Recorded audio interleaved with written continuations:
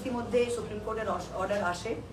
Supreme কোর্টের অর্ডারের পর আপনারা দেখলেন যে নির্বাচন কমিশনের অফিস থেকে বলা হলো যে এলডি লিস্ট যেটা প্রত্যেকটা গ্রামে ওয়ার্ডে বিডিও অফিসে টাঙানোর কথা ছিল, ওরা বললো যে আমরা 24 তারিখ টাঙিয়ে দেব, কিন্তু 24 তারিখ রাত 8টা অব্দিও সেই ডেটাটা পোর্টালে আপলোড হলো না।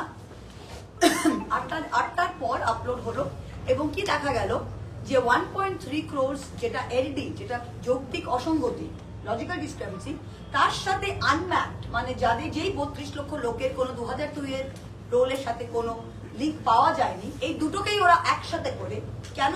জাস্ট কনফিউশন ক্রিয়েট করার জন্য। সুপ্রিম কোর্টের অর্ডারে পরিষ্কার লেখা ছিল এলডি কোর্সগুলো টানাবে, সেইখানেও একটা গেম খেলে তারা এলডি আর আনম্যাপ দুটো 32 লক্ষর সাথে এইটা গুলিয়ে দিয়ে লিখলো। আর লিস্টের মধ্যে লেখা আছে সাইডে এলডি ইউডি, এটা যেন আপনার গ্রামের লোক যেন বুঝবে, আরো কনফিউজিং করে দিল প্রত্যেকটা বুথে পাওয়ার জন্য। তারপর কি দেখা গেল, উইচ ইজ মোস্ট ইম্পর্টেন্ট, যে সফটওয়্যারটা প্রতিদিন চেঞ্জ হচ্ছে। এখন ওরা কি করেছে, পরিষ্কার হিয়ারিং এর দিন in court justice Bagchi remark করলেন, ওরাল অবজারভেশনে আছে যে এটা হচ্ছেটা কি, হোয়াটসঅ্যাপে আপনারা একটা দেশ চালাচ্ছেন, হোয়াটসঅ্যাপে তো হতে পারে না। Where are your written instructions, আপনারা যদি গিয়ে ভিডিওটা দেখেন, where are your written instructions, you have to give it in written instruction, হোয়াটসঅ্যাপে হয় না। সেটা করার পরও 22 তারিখে এই অফিস থেকে ডিওদের একটা মেসেজ পাঠানো হয় যে মাইক্রো অবজারভার এমও দের লগইন আইডি আপনারা তৈরি করে আমাদের পাঠান। এই এমওরা কে আর কেনই বা তাদের ডিওরা লগইন আইডি দেবে সফটওয়্যার পোর্টালে, এটাই তো প্রশ্ন।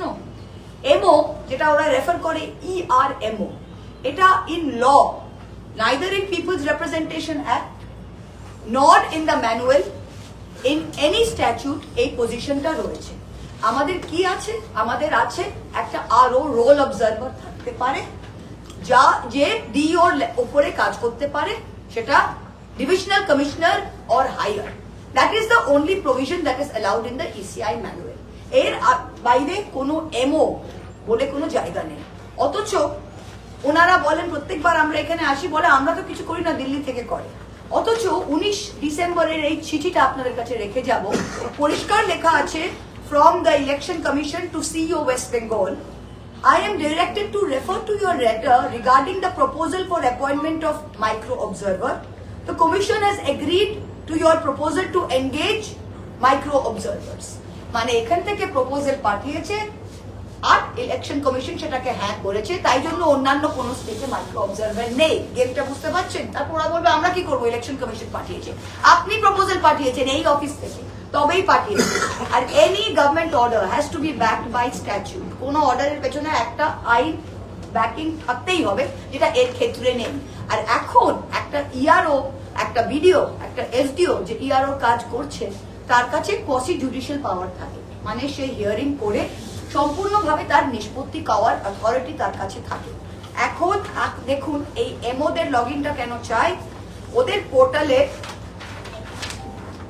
এখানে দেখা যাচ্ছে একটা কলাম তৈরি করে দিয়েছে, এমও অ্যাকশন, এগ্রি ডিসএগ্রি, মানে কোন এলআইসি, পোস্ট অফিস ডিপার্টমেন্ট আর যে কোনো ব্যাংকের কর্মচারী এসে, হ্যাঁ, একটা এসডিও র্যাঙ্কের অফিসার একটা ভিডিওর সাথে বসে এগ্রি অর ডিসএগ্রি করার তার থাকবে, আর তার কোয়াসি জুডিশিয়াল পাওয়ার নিয়ে যাবে।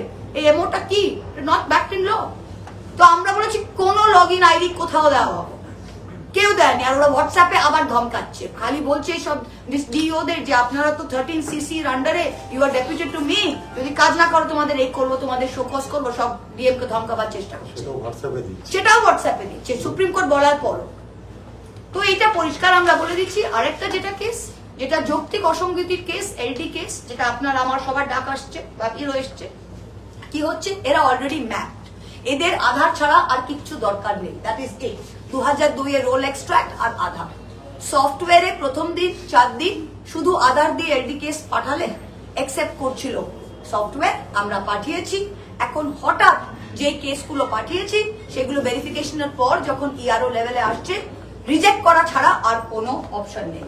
মানে প্রথম 4 দিনের যেগুলো এলডি কেস ছিল, যেগুলো Aadhaar only, which is perfectly acceptable, সেগুলো আজকে বন্ধ করেছে।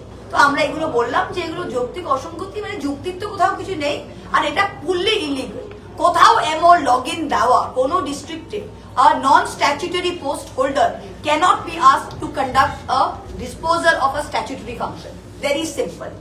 MO is not backed in statute, MO is not backed in law, MO cannot be allowed this. আমরা পরিষ্কারটা বললাম। আর খুব সুন্দরভাবে এটা বাকি হালদার খুব সুন্দরভাবে এটা বলছে। কি বললেন? দেখুন বলেনি। দেখুন, নির্বাচন কমিশন প্রথমে চুপি চুপি ভোটের কারচুপি শুরু করেছিল। আমরা স্লোগানও দিয়েছিলাম যেটা এসআইআর নয়, এটা চুপি চুপি ভোটের কারচুপি। আজকের দিনে দাঁড়িয়ে সেটা চুপি চুপি ভোটের কারচুপি আর নেই, ওপেন টু অল হয়ে গেছে। নির্বাচন কমিশন সকলের সামনে ভোট চুরির খেলায় নেমেছে এবং কোন একটা দলকে প্রায়োরিটি পাইয়ে দিতে গিয়ে নির্বাচন কমিশন তাদের এই জঘন্যতম কাজগুলি করছে। আপনারা জানেন সবাই logical discrepancy. What is logical discrepancy? এর সংজ্ঞাটা কি? আজকের দিনে সিও সাহেব বলতে পারলেন না যে logical discrepancy what is this. এখনো পর্যন্ত তার কাছে কোনো সদুত্তর নেই। আপনারা বলেন আমি বাপি হালদার, আমার বাবার নাম বিমল চন্দ্র হালদার, বর্তমানে বিমল হালদার হিসাবে আমার এতে ভোটার কার্ডে ছিল। আমাকে হেয়ারিং সেন্টারে যেতে হলো, আধার কার্ড দিলাম, আমার যা ডকুমেন্ট ছিল সেটা দিলাম। আজকের দিনে গিয়ে যদি কোনো ব্যক্তির লজিক্যাল ডিসক্রিপেন্সিতে নাম থেকে থাকে, সে আধার কার্ড দিলে তারটা অ্যাকসেপ্ট হচ্ছে না, বা ভোটার 2002 এর লিস্ট দিলে অ্যাকসেপ্ট হচ্ছে না। একজন মানুষ তাকে যে নাকি অলরেডি ম্যাপ হয়ে গেছে, সে আনম্যাপ নয়, তাকে খসড়া লিস্টে পাবলিশ করা হয়েছে, তাকে কিন্তু আবার নতুন করে তার ডকুমেন্ট দিতে হচ্ছে। আপনারা জানেন যে হ্যারাসমেন্ট কোন জায়গায় পৌঁছাচ্ছে। বর্তমানে দাঁড়িয়ে একজন, যেটা মৌয়াদি বলছিলেন, অতি বাস্তব কথা, একটা হোয়াটসঅ্যাপে অর্ডারে পরিষ্কার বলা হচ্ছে একজন ইআরও বা একজন আরওকে এক প্রকার নির্বাচন কমিশন থেকে থ্রেট পাঠানো হচ্ছে।